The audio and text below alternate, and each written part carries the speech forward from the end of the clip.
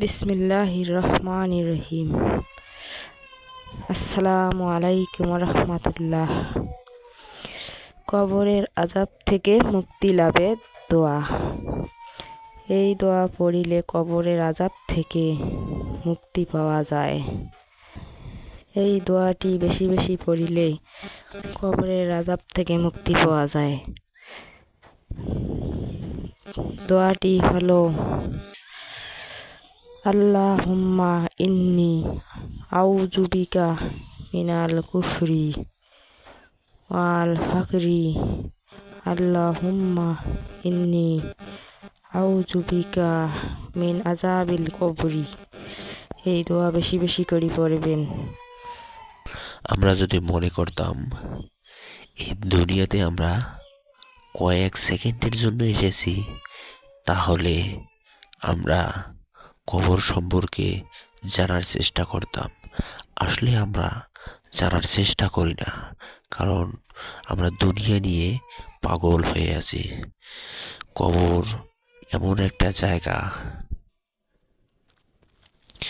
যে আযাবগুলো কবরে হয় বা হচ্ছে একমাত্র আল্লাহ ছাড়া কেউ জানে না।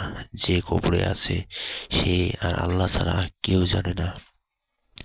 কিন্তু কবরে যাওয়ার আগেই মানুষ যদি জানতো, তাহলে দুনিয়া নিয়ে মানুষ এত পাগল হইতো না।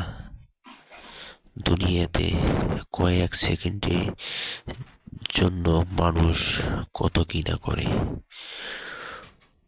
কিয়ামতের সময় হিসাবে দুনিয়াতে আমরা, হাদিসে আছে 2.5 সেকেন্ড, কোনো হাদিসে আছে কয়েক সেকেন্ডের জন্য আমরা এই দুনিয়াতে এসেছি।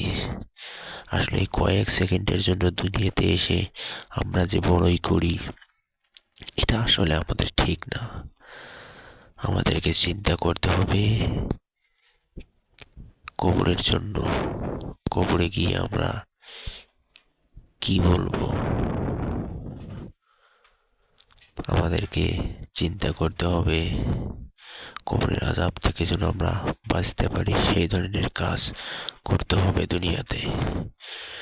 সঠিকভাবে হাদিস কোরআন মেনে চলতে হবে, আল্লাহর হুকুম মানতে হবে, নবীজিকে অনুসরণ করতে হবে, হযরত মুহাম্মদ সাল্লাল্লাহু আলাইহি ওয়াসাল্লামকে অনুসরণ করতে হবে। তাহলে না আমরা কবরের আযাব থেকে বাঁচতে পারবো। কিয়ামতের দিন আমাদের অল্প হিসাবে আমরা বেহেশতে যাইতে পারবো। তো আমরা কারোর সাথে কখনো